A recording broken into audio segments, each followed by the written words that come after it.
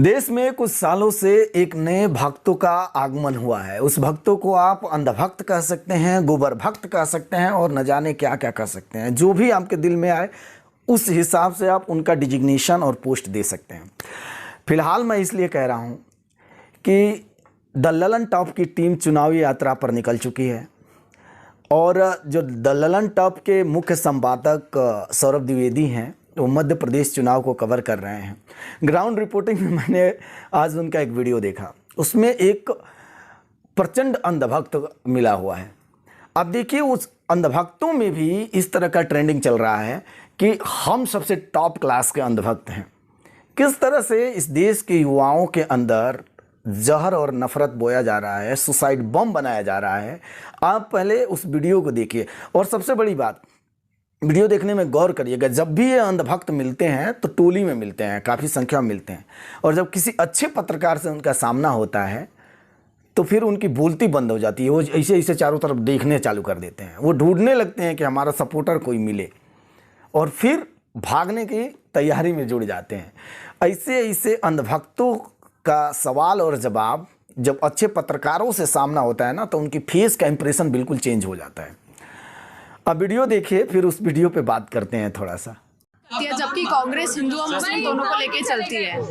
Sir ऐसा उनके बाप दादा उन भारत तोड़ के चलेगा तो भारत जोड़ रहे हैं। इनके बाप दादा कांग्रेस के बाप दादा भारत तोड़ चले। कौन नाम तो सर क्या मतलब, वो उनको भारत जोड़ने की इसलिए जरूरत पड़ रही है क्योंकि उनके जो पहले के जो कार्यकर्ता थे और कुछ पदाधिकारी थे वो भारत। कौन नाम क्या है आपका? राज उपाध्याय। बताओ कौन भारत तोड़ के गया? सर नाम तो उस टाइम पे नहीं मालूम है, बाकी अरे अभी तुम बड़े यकीन से कह रहे हो ना, यकीन से चलेगा। तोड़े इसलिए सर जोड़ने की जरूरत पड़ी। राष्ट्र हित में बात नहीं करते थे, भारत के टुकड़े उनकी किसने किया? कांग्रेस ने। कौन उनकी पूरी पार्टी ऐसी है।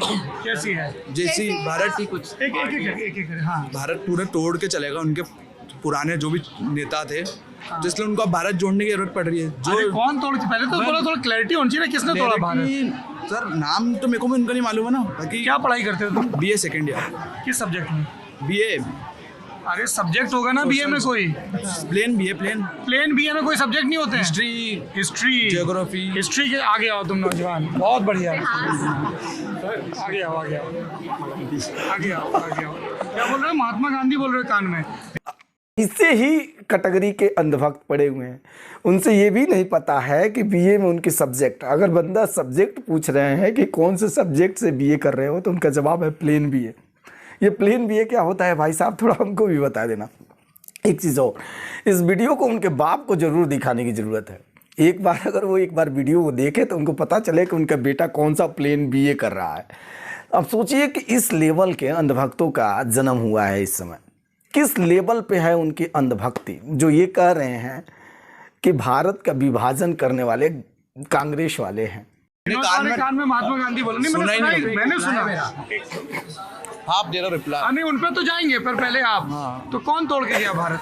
महात्मा गांधी। और महात्मा गांधी भारत तोड़ के गए। पाकिस्तान लगू हुआ उनके वजह से। पाकिस्तान उनकी वजह से बना है। अच्छा, आंखें देखिए, इसकी आंखें देखिए, इसकी आंखों का इंप्रेशन। महात्मा गांधी को नहीं मानते हो? तो जो राष्ट्र हित की बात करते हैं, जो नरेंद्र मोदी के बारे में क्या सोचते हो? अच्छे व्यक्ति है, पर वो तो महात्मा गांधी को बहुत मानते हैं। उनकी इच्छा। हाँ। मैं नहीं मानता हूँ ना। अच्छा, क्यों नहीं मानते हो? वो मेरी इच्छा। अरे मेरी इच्छा नहीं, मेरी इच्छा है कि मैं नहीं मानता हूँ। अरे कोई वजह होती है ना कि वजह कि उन्होंने भारत को पूरा तोड़ दिया, पाकिस्तान को अलग कर दिया, वहाँ के लोगों को तोड़ दिया, लोगों के मन में गलत भावना लाई। क्या गलत भावना? कि भारत में कोई भी एकता के प्रतीक में नहीं चलता रहा उनके। अरे आऊँगा ना मैं। पहले देखो ऐसा है, ये कोई टीवी डिबेट थोड़ी है। मेरा मकसद ये है कि कोई व्यक्ति यदि किसी ढंग से सोचता है तो मैं पहले समझूं तो कि वो ऐसा क्यों अच्छा, तो आपने भारत विभाजन के बारे में पढ़ा है? नहीं पढ़ा सर, अभी तो मतलब पढ़ा था पहले, अब याद नहीं है। कैसे ब्रिटिशर्स के सामने कांग्रेस, मुस्लिम लीग, अलग अलग प्रतिवेदन। उनका कहना तो ये है कि अकेले महात्मा गांधी ने आज़ादी दिलवाई। किसका यह कहना है? कांग्रेस का। अब ये बंदा आ रहा है अपने पॉइंट पे, देखिएगा। जो जहाँ से नफरतों का बीज इसको बोया गया है ना, इसके दिमाग में, जो इसके सैंपल, ब्लड सैंपल में जो ये अंधभक्ति चल रही है, अब उसका ये उदय कहाँ से हुआ है ना, ये बंदा अब देखो खुलासा कर रहा है। ऐसे ही जगह से उदय हो रहा है भाई अंधभक्ति। तभी चरम सीमा पर ये इस दिमाग में जो यहाँ बोया जा रहा है ना, ये जहर, उसकी उदय कहाँ से हुई है देखो। अब ये बात बंदा बोलने के लिए तैयार है। ऐसे ही अंधभक्ति देश के नया नया युवाओं में पड़ा हुआ है। सुनिएगा। कि परिवार ने दिलाई है, वो तो यही कहते हैं कि हमारा, तो फिर वो जो बाकी राष्ट्र पुरुष है जिनको काले पानी की सजा हुई थी, उनको क्यों नहीं मानते? सावरकर जी को क्यों नहीं मानते? जो अकेले महात्मा गांधी ने करवा दी थी, इसलिए तुम महात्मा गांधी से गुस्सा हो? हम वीर सावरकर जी के बहुत बड़े शिष्य हैं, मतलब उनका भक्त हैं हम। उन्होंने काले पानी की सजा काटी थी, वो फिर भी आज उनका वो लोग विरोध करते हैं। इसलिए तुम गांधी जी का विरोध करते हो? बहुत बढ़िया। और दुर्भाग्य की बात है ना कि ऐसे ही लोग देश के नेतृत्व करने के लिए तैयार हैं, राष्ट्र हित में काम करेंगे। अब बताइए, ऐसे लोग जब राष्ट्र हित में काम करने के लिए उतरेंगे तो क्या राष्ट्र की सेवा करेंगे और राष्ट्र का हित क्या कर पाएंगे? आप बताइए, इनके अंदर कितनी जहर बोया हुआ है। एक गांधी के नाम पर किस तरह से ये युवा भटक गया अपने रास्तों से। बताइए, ये वीर सावरकर की बात कर रहा है, कम से कम वीर सावरकर के बारे में पढ़ लिया होता ये बंदा, तब भी पता चलता कि उनका पर्सनल ओपिनियन गांधी को लेके क्या था। ऐसा नहीं बोलता, लेकिन जिस तरह से नफरत का ये जहर ये बैठे बैठे मीडिया वालों ने बो रखा है, जिस तरह से स्टूडियो में बैठ के कुछ टाई बेल्ट वाले जो एंकर हैं दिन रात हिंदू मुस्लिम और गांधी और कांग्रेस को गलत ठहराने में लगे हुए हैं, उसी तरह की जहर इन लोगों को में, इन युवाओं में फैला हुआ है। और यही लोग देश का नेतृत्व करने के लिए तैयार हैं। ये लोग बोल रहे हैं कि हम देश के नेतृत्व करेंगे। बताइए, ये क्या समाज को बनाएंगे? क्या करोगे आगे चल के तुम? राष्ट्र हित में काम करेंगे सर। राष्ट्र हित में कैसे काम करोगे? जैसे सब मार्गदर्शन लेंगे, जो अपने से बड़े रहेंगे उनसे, उनके साथ काम करेंगे। सावरकर जी के बारे में आपको कैसे पता है? उन्हें काले पानी की सजा काटी थी। कैसे पता है? कुछ पढ़ा है? समरी मालूम है उनकी कि काले देश को आज़ाद कराने में उनका भी बहुत बड़ा हिस्सा रहा है। और फिर जब वो काले पानी से वापस आए थे, फिर उसके बाद अभी तो इतना मालूम है, मैंने आपको बताया ना, उनको समरी मालूम है मेरे को कि वो उन्हें काले पानी की सजा काटी थी। यार आप लोग ना, एक सेकंड, आप लोग ना, चूंकि आपको राष्ट्र बनाना है, जो कांग्रेस के हैं उनको भी राष्ट्र बनाना है, बनाना कि नहीं बनाना है? जो और किसी पार्टी के होंगे उनको भी बनाना होगा, ठीक है? थोड़ा सा आप लोग दोस्त अध्ययन करो। अगर आप सावरकर को मानते हो तो सावरकर पर भी अध्ययन करो। 3 किताबें तो मैं बता देता हूँ आपको, ठीक है? एक वैभव पुरंदरे ने किताब लिखी है सावरकर पर, वो पढ़ो। विक्रम संपत ने बहुत डिटेल में 2 वॉल्यूम लिखे हैं, वो पढ़ लो।